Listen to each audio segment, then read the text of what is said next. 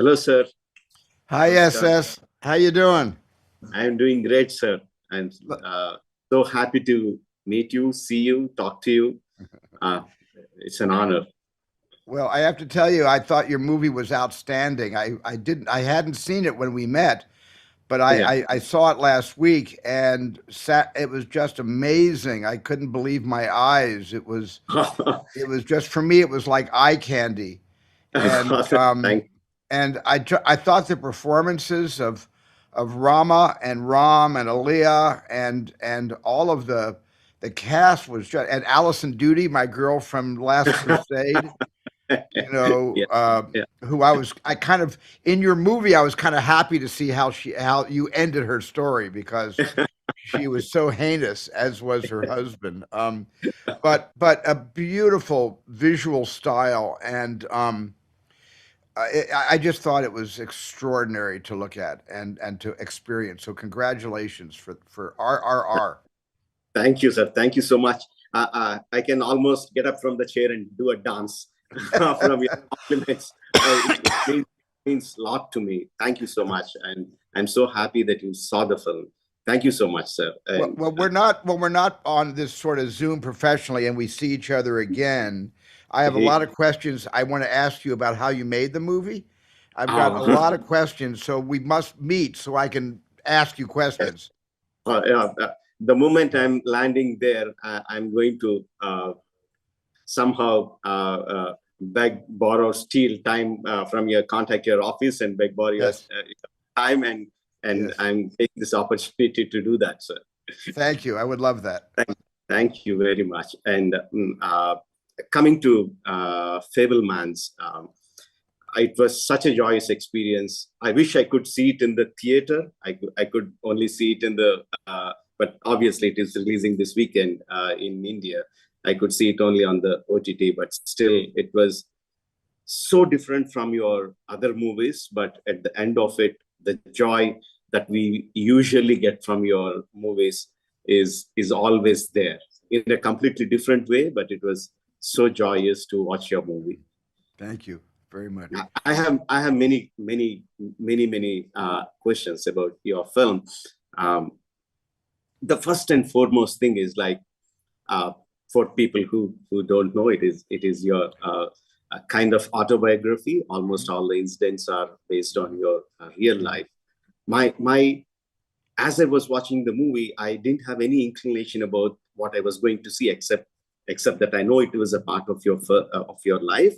But as I was watching, I was seeing the unraveling of not only your personal life but your parents' life, your siblings' life, and as I was watching it, I was thinking, what would have been his thought process? Uh, what is that? It is different from all your films to this because you're talking about your not only your personal life but the personal life of your parents, and you are just putting it to the world. Were you worried? Were you scared? Were you apprehensive? I really want to know how. What was your thought process on the approach to a Fablemans? Well, the decision to tell my own story because I've been so I've always felt so safe in telling the stories of others, and I've always found my place behind someone else's story, steering the story and communicating the story, but not taking responsibility for the content of the story because the content was authored by novelists or historians or other people's stories. And I've always been a pretty good captain of a ship I did not build. But all of a sudden, I'm now the captain of a ship that I was not only on the crew building from scratch, along with my sisters and my mother and father, but suddenly I have a larger responsibility to tell the truth about some of the things that happened to me in my formative growing up years. But at the same time, I didn't want to hurt anyone. I didn't want to hurt my three sisters. I didn't want to embarrass my family. And yet I needed to sort of struggle with some of the trauma that we all experienced, as everyone experiences when they come from a broken home, when they come from divorce. and when they come from anti-Semitism, let's say, which happened to me in high school. Uh, um, so this was, I felt like I wasn't wearing as many clothes as I often wear when I'm telling someone else's stories. I felt like I was wearing a t-shirt and bathing trunks when I made the Fablemans. That's how exposed I felt in daring to tell a story about things that happened to me. Yeah, as I was watching the film, initially, when felt like was, oh my God, he's picturizing his own mom as not so good. Where I was sympathizing, empathizing with the father, but how how can he do that? How can he show his mother in a bad light? But as we progress, we understand uh, the difficulty of the situation. No one is bad. It is not about a person being good or bad. It's about following your heart and following your duty. Maybe a conflict between the duty, family duty, and the heart. Yes, It was yes, so wonderfully presented. yes. Uh, You're absolutely right. The story there are no villains in the story at all. yes, If yes, anything, the villains are the people outside the story that belittle you for reasons yes, that empower them by belittling and diminishing you. So the villains, the bullies, obviously are the villains of the story. But even the bullies have their own personal secrets that yes, causes my main bully to have yeah, that emotional reaction, which I don't want to yeah, give away at the end of the yes, story. yes, Um, but I really believe that because there are no villains in the story, it's a story about love.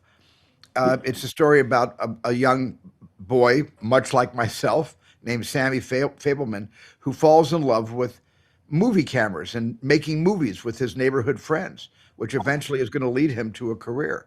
And it's a story about his mother, yeah, who who never plans to fall in love with her husband's best friend and business partner, which is absolutely what happened in our lives. It's exactly what happened, and it's about following your heart, and not sacrificing yourself and your own happiness and your own future to make others around you safe and comfortable. My yeah, mom was very, she took life into her own hands, and she had a huge, beautiful personality, but she was always very honest about what she needed and what she wanted from this life. And she took it for herself, but she still brought all of us along with her. So we never felt abandoned by the choices that she was making. She always included us in her choices. yes. And I think it is so difficult to. I mean, she's a real life character, but to write Yeah. that character on paper and make it look so justified, her actions, her to make the actions look so justified. I think that required fantastic writing and fantastic performance by the actor. Unfortunately, I don't know her name, but she, Michelle uh, Williams. yeah, Michelle Williams played she Mitzi, did a and yeah. fantastic job with that. And when I saw the two scenes, 2.5 scenes of Uncle Boris, I just fell in love with that guy. But I wanted to ask you, uh, art and family, were you ever torn apart in your life? I don't think art and family was a question that was posed to me when I was 16, 17 years old. But Of course, Tony Kushner and I wrote that scene, which we think is kind of the unifying theory of this film, of this entire film about art. And it's kind of scary when you take a position in any movie to try to define what art is, because art means something to everyone, to the artist, and to all of us appreciating someone else's art. It means so many different things, but the personal meaning about art and family will tear you in half. Happened to me later after I had already established myself as a filmmaker, as a working director. And Kate and I started raising a family, and we started having children. We have 7 kids now. But the choice I had to make in taking a job that would move me to another country for 4 or 5 months where I wouldn't see my family every day. That was the art and family that pulled that was really a rending, ripping kind of experience. The choices Yes. I had to make, and there were several films where I chose not to make. They offered me Harry Potter. I chose to turn down the first Harry Potter to Ah, basically spend that next year and a half with my family, my young kids growing up. yeah. So I sacrificed a great franchise, which very happy even today, looking back, very happy to have done to be with my family. Other times, my family stayed in Los Angeles, and I went abroad to tell a story. Yeah, I can really understand. Luckily for me, I keep my whole family in the film business. My wife, my son, my kids, my brother, my brother's wife. Everyone is with me along with me making movies, so I don't miss my family. I'm Well, that quite happens lucky. sometimes. I've made a number of films where my family has actually moved to like my whole family came to Poland when I made Schindler's List. We all lived in Krakow for 4.5 months. But there are other films where you can't do that. Of course. And uh,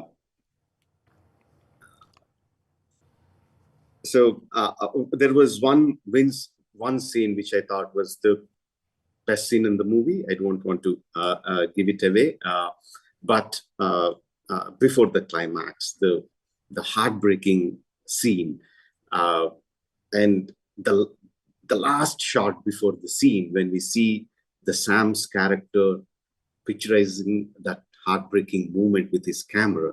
What was your thought behind that? Why did you place that shot there? This is at the very end, right?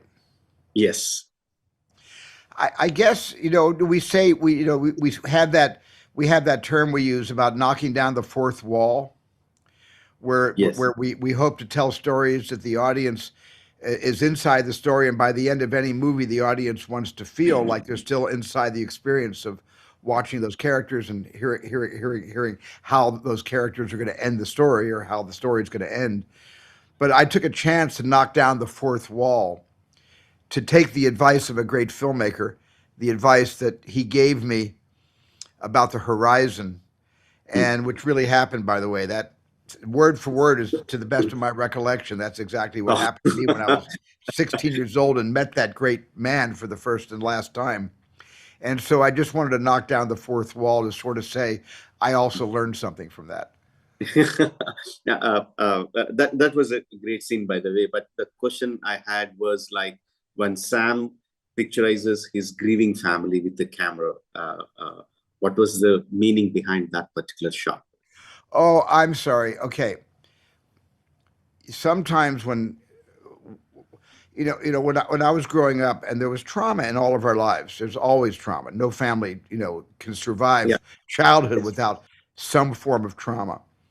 And with me, when I discovered the movie camera as a kid, I could sometimes use my imagination when things were really bad at home Mhm. to imagine that I was making a movie of how bad things were at home. Even if I wasn't making the actual movie, I would pretend I was. Mhm. And it blunted the pain. And I think Ah, in that moment of trauma, when Sammy hears the news of what's about to happen between his mother and father, which is going to change their lives forever, Sammy imagines himself and looks up and sees himself in the mirror mm. with a movie Yes. camera filming the traumatic sequence, when in fact he's just sitting there trying to blunt the pain. Yeah. Yeah.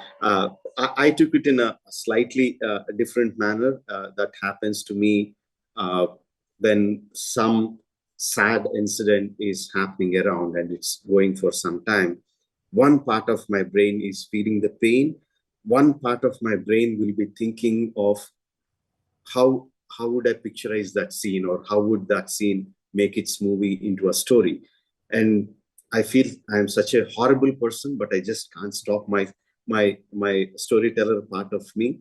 And when I saw that scene, I thought, okay, Steven Spielberg is also as horrible person like me. If he really felt like that, I thought that way. Maybe it is not, but that connected to me in a very strong way.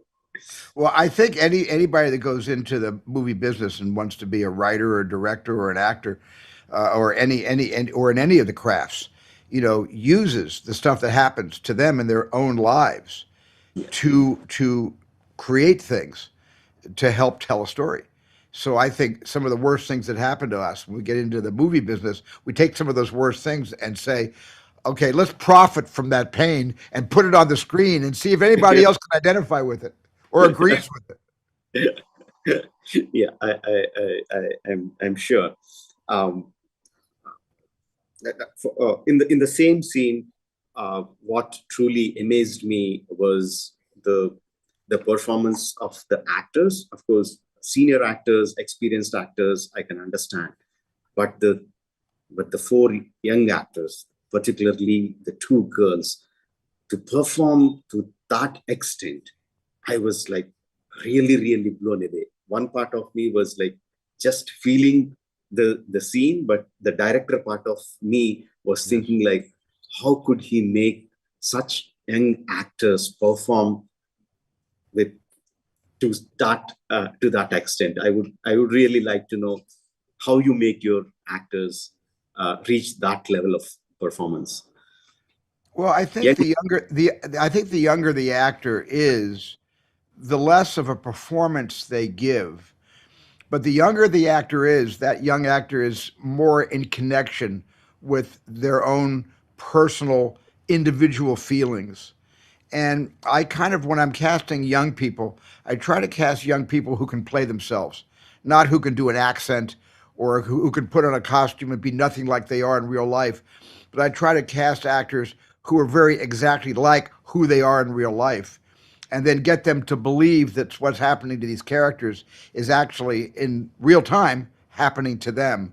And that's why I think these young actors are able to be so closely in touch with their own humanity or their, and the depth of their feelings, even feelings they don't quite yet understand because they haven't been to an analyst yet and and they haven't been in deep relationships or they haven't yet had their hearts broken, but they're young enough to be in real close proximity with how they really feel.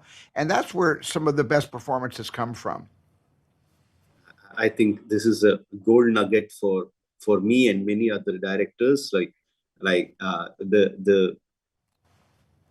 The point lies in casting, not on the day of the shoot, but like how you cast your actors. That is the secret lies there. That's a very important lesson. And coming to the young directors, I face this difficulty many times when people ask me what is the advice for young directors, how should they approach. Uh, one part of me tells me that you have to work your asses off. You have to work Mhm. so many years in the industry. You learn the uh, uh, how industry works. You have the experience. You don't rush into things. With experience, you know not only the film techniques but also the emotions and how to carry the emotions to the audiences. You learn all those things. One part of me wants to tell that. Other part of me thinks like, am I thinking too old? The newer generation are so capable of multitasking, probably, and the kind of tools that they have in their hand, we didn't have as in our learning days. Probably they should just jump in and learn. So, what is your advice for young filmmakers? Which is the right way to do it? Well, a young filmmaker who is free to tell their own stories, stories that they make up inside their imaginations. My advice to them, if they have if they're using their phone as a camera, because you can make an entire movie on your phone today. We didn't have that luxury when we were Yes. growing up. But when you can do that today, I would simply say, tell stories that you're familiar with. You know, do what you know. Find as much of yourself to put in that film, even if the film's science fiction or an adventure or something that is fantasy or something that is not realistic. There's still a lot of truth about who the filmmaker is. That if you're in touch with that truth, you'll put a lot of your own personality into those different stories. But if you're a young director that's been given a chance to prove themselves professionally, you're given a budget and a very short schedule, much too short, and you're often given actors that you don't choose yourself.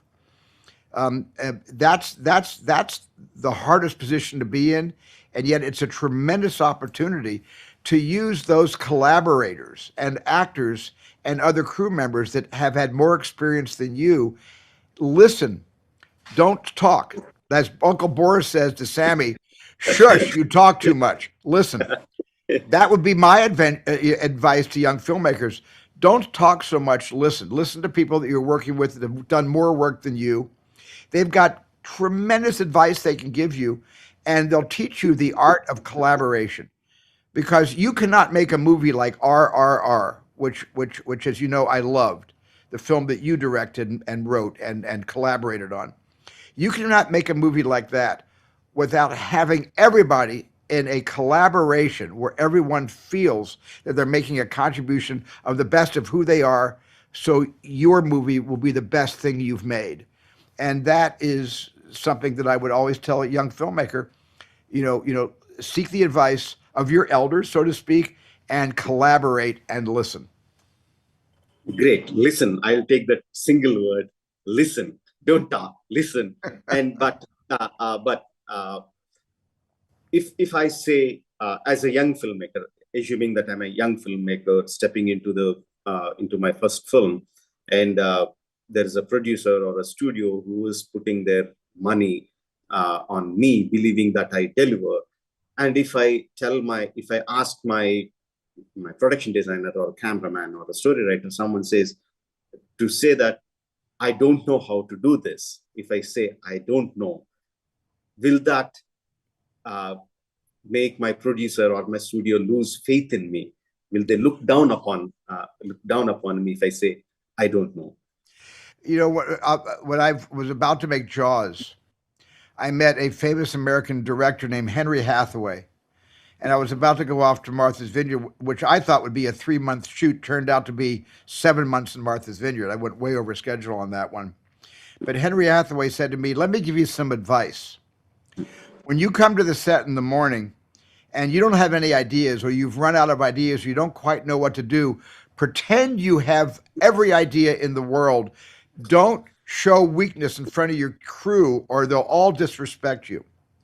And I did not listen to that advice because on Jaws, it was so hard to make. I needed everyone's help.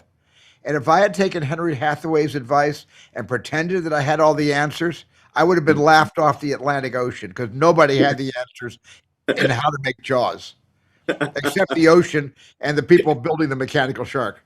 That was a great. I mean, I have my own experience, but I wouldn't take my time for in this. I'll explain to you when we meet in Los Angeles. So one more question on the same thing. This is not just for the young filmmakers, but filmmakers in India. Uh, is there an approach that we as Indian filmmakers have to change to pursue the Oscar dream? It is such a big thing for many of us, or most of the world. So, is there something that we should change, or something we follow to chase the Oscar dream? Because we have been lagging behind quite a lot. So, do you think we should do something different? I would never presume to give advice about what anyone should do differently based on the country you're from and the culture you've grown up with and the collaborate the stories you want to tell. I would just say keep telling your own stories and don't try to conform your stories to stories you think the world wants to hear, because then you're working for the world. You're not working from your own heart. Tell the stories that come from your heart, and that will service you for the rest of your career. Thank you so much. Last question I want to ask is like, uh, when I was watching Fablemans, it felt like there is so much more story to come. I didn't feel like this was an ending. I felt like this was a comma. So, are we going to see more of Sam's story? Well, I can say right now, I don't have any plans to continue Sammy Fableman's stories beyond where the film fades out. Yeah. because it was such a gratifying and satisfying and uplifting experience for me. It was also a very heavy experience, a very sad experience. I had to recreate the divorce of my parents. I had to recreate a lot of things that made me cry on the movie, on the set when I was shooting. I'd have to sometimes walk away from the set and go outside and just breathe fresh air before returning. I'm not ready to go back into the gestalt of my life again in the foreseeable future, but who knows? Who knows? Yeah, yeah. I mean, why I asked the question is like, even though you are telling the story of your parents, uh, or your siblings or your family, it was always through the point of view of Sam. How Sam perceived the closeness and the drifting away of his family. So as I was watching, I also thought we would see uh, how Hollywood works, or how difficult or easy is it for young Sam to venture into Hollywood from a young guy's perspective. I thought we are going to see more. At least that's what we want to see as fans. I kind of believe sometimes in predestiny, Yeah. that sometimes the stories that you deny yourself or say you will never tell, you find yourself in 2 or 3 years just telling the story that you denied. So maybe someday it will happen.